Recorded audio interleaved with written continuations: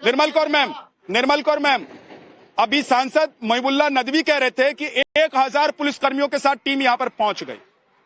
तो जब इस तरह का एक्शन होता है तो क्या 4 पुलिस वाले 2 बुलडोजर लेकर पहुंचते हैं और अवैध इमारतों को या इस तरह का जो भी एक्शन होता है उसको अंजाम देते हैं? ये पुलिस की गलती है कि 1000 पुलिसकर्मियों को लेकर वो यहां पहुंच गई थी, इसीलिए पत्थरबाजी हो गई।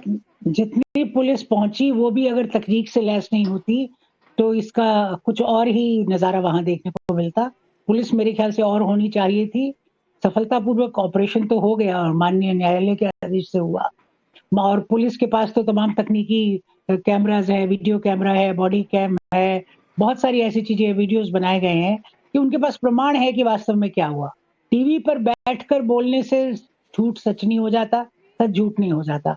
माननीय न्यायालय का आदेश है, वो भी एक प्रूवन चीज है, व्हाइट में है। पुलिस पहुंची उसको गिराने। अगर ये इतना कंसर्न थे तो जब 3-4 महीने से आदेश हुआ है, कोर्ट का नवंबर से आदेश है, तो इन्होंने अपने ये क्यों नहीं कह दिया एफिडेविट करके कि हम खुद गिरा देते हैं जितना अवैध निर्माण है।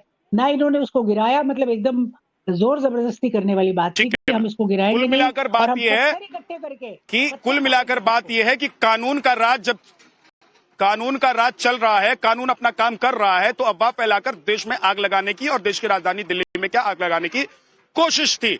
शमून काशमी साहब, क्या जिन इलाकों में, चाहे वो दिल्ली हो चाहे देश का कोई भी इलाका हो, संभल हो या राजस्थान का कोई इलाका हो, क्या ऐसी जगहों पर कानून व्यवस्था का काम नहीं होगा? क्या ऐसी जगहों से थाने बंद कर देने चाहिए? ऐसी जगहों के लिए कोर्ट का आदेश जब आएगा तो उसका पालन नहीं होगा? हाँ विद्यानाथ जी, मैं सीधा आपके माध्यम से मुसलमानों से बड़ी मार्मिक अपील करना चाहता हूं।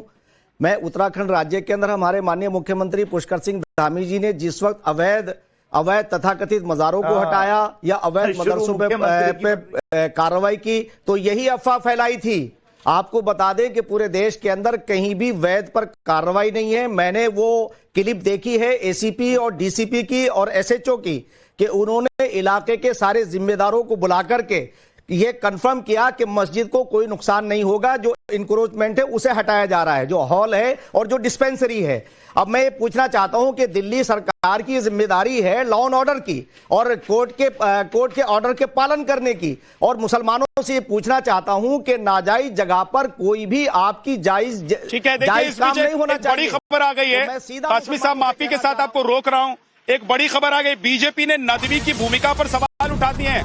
बीजेपी ने मोहिबुल्लाह नदवी की भूमिका पर सवाल उठाए, और जो खबर हम लगातार सबसे पहले नवभारत अब तक पहुंचा रहा है कि मोहिबुल्लाह नदवी रात में यहां पर 1 बजे जब एक्शन के लिए टीम पहुंची थी तो वो मौजूद थे।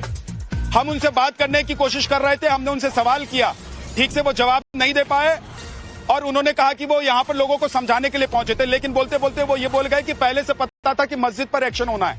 तो मस्जिद पर एक्शन होने की बात कहां से उनको पता चली थी? किस आधार पर वो यहां पर पहुंचे थे कि मस्जिद पर एक्शन होना है और लोगों के बीच वो खड़े रहेंगे? इस घटना में सपा का हाथ है, ये बीजेपी ने आरोप लगाया है। ये बड़ी खबर इस वक्त की है, लेकिन हमारे साथ इस पूरे मामले पर और भी ज्यादा मुझे लगता है कि समझ और जानकारी के साथ मसूद हाशमी साहब हैं। मैं उनके पास जाऊं, लेकिन उससे पहले बीजेपी ने क्या कहा है जरा सुन लेते हैं।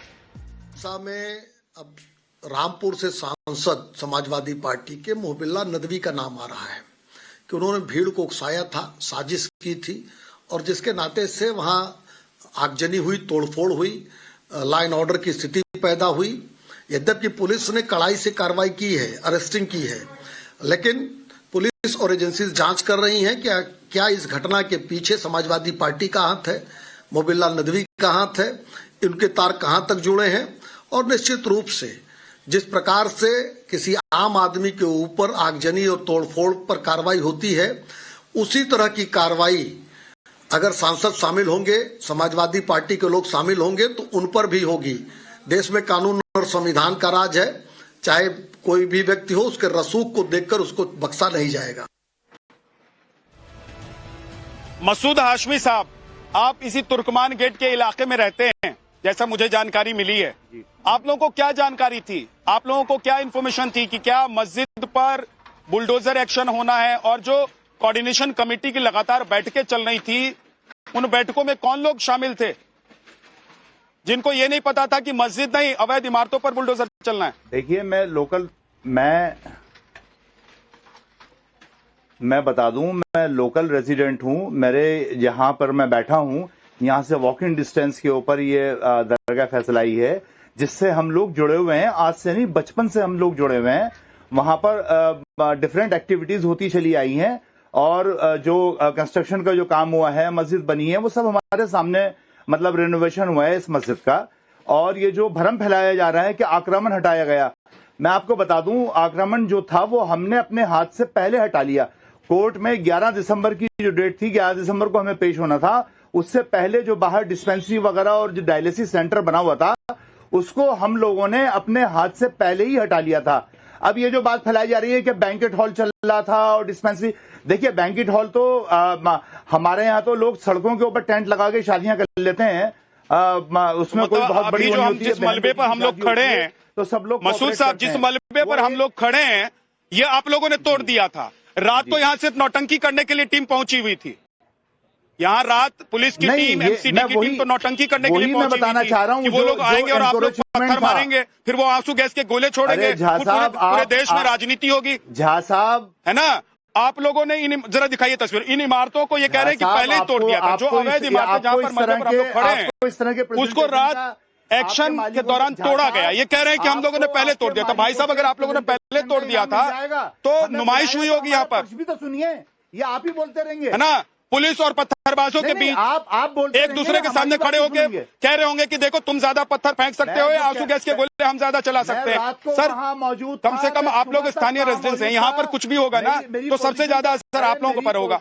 हाजी नाजिम, जब मस्जिद को लेकर कोई मामला था ही नहीं तो मस्जिद को लेकर अब क्यों फैलाया गया? कर दो चाहे जिसको। हाँ झा साहब देखिए, हाजी नाजिम साहब मेरी आवाज हाँ झा साहब देखिए, जिस तरीके से अफवाहों की बातें हो रही है, तो मैं कहता हूं कि अफवाहों से सभी को बचना चाहिए। ये अफवाहें हमेशा नुकसान पहुंचाती है। और रही बात यहाँ पर जिस तरीके से कहा जा रहा है कि अवैध निर्माण तोड़े जा रहे, तो भाई वहां पर एक बैरिकेड लगा दिया जाता। पहले ही दिन में बैरिकेड कर देते कि चिन्हित कर देते कि यहाँ पर ये तोड़फोड़ होगी, ये अवैध है, तो ये रात का जो माहौल क्या हाजी नाजिम से पूछकर करते, मसूद हाशमी से पूछकर करते, महबुल्ला नदवी से पूछकर करते, कांग्रेस पार्टी के प्रवक्ता रंगरेज साहब से पूछकर करते, या अखिलेश कटियार जी जो समाजवादी पार्टी के नेता हैं उनसे पूछकर करते? आप लोगों की दिक्कत क्या है सर? कोर्ट का आदेश है, पुलिस को इंप्लीमेंट करवाना है, एमसीडी को काम करना है। आप लोग कौन होते हैं बीच में आने वाले? पुलिस को जब लगेगा बैरिकेड करेगी, प्रशासन को जब लगेगा आकर तोड़ेगी अवैध इमारतों को। साहब देखिए, हम लोग वही भारतीय जिसने भारत हाशमी साहब, आप तो कम से कम सच बोलिए। आप लोगों के साथ तो मीटिंग चल रही थी ना लगातार यहाँ पर पुलिस की। आप लोग तो सच बोलिए। सुन लीजिए झा साहब, आप सुन लीजिए, समय तो दीजिए। मैं ये कह रहा हूँ कि पीछे आपके कितनी खूबसूरत मस्जिद नजर आ रही है। भाई ये जो रात में जो अफवाहें फैलाई, एक एक करके बोलिए प्लीज, एक एक करके बोलिए, एक दूसरे के ऊपर मत बोलिए। हाँ कि इस तरीके एक दूसरे के ऊपर मत बोलिए प्लीज। हाँ मैं झा साहब ये कह रहा हूँ कि आपके पीछे माशाल्लाह किस तरीके का मामला है, किस तरीके का मामला है सर? कितनी खूबसूरत मस्जिद। अगर मुस्लिम आबादी वाला क्षेत्र है, वहां पर अवैध कब्जा है, तो वहां के थानों को तोड़कर हटा दिया जाए, लेकिन अवैध कब्जे को नहीं तोड़ा जाए। कोर्ट का आदेश उस सीमा में खत्म हो जाए। कमाल की बात है। और सवाल यह है कि माननीय सांसद समाजवादी पार्टी के महबुल्ला नदवी रात में 1 बजे यहीं दिखाई देते हैं। उनका वीडियो सामने आ गया है। वो कह रहे हैं कि हमको पता था पहले से कि यहां पर मस्जिद तोड़ देंगे। किस आधार पर आप टीवी पर बैठकर बोल रहे हैं? और जब आप टीवी पर बैठकर बोल रहे हैं तो रात में जब आप यहां पर मौजूद थे तो आप लोगों से क्या बात कर रहे होंगे? और ये जो पत्थरबाज थे, उन्होंने अपने हाथ में पत्थर क्यों उठाया होगा? और वो जो अनाउंसमेंट करने वाले लोग थे जो ये कह रहे थे कि रात भर जगो और मस्जिद बचा लो, उन लोगों को किसने क्या बोला होगा और क्या समझाया होगा, ये किसी को बताने की जरूरत नहीं है। दूध का दूध और पानी का पानी हो चुका है। बहुत बहुत शुक्रिया आप सभी मेहमानों का हमारे साथ जुड़ने के लिए।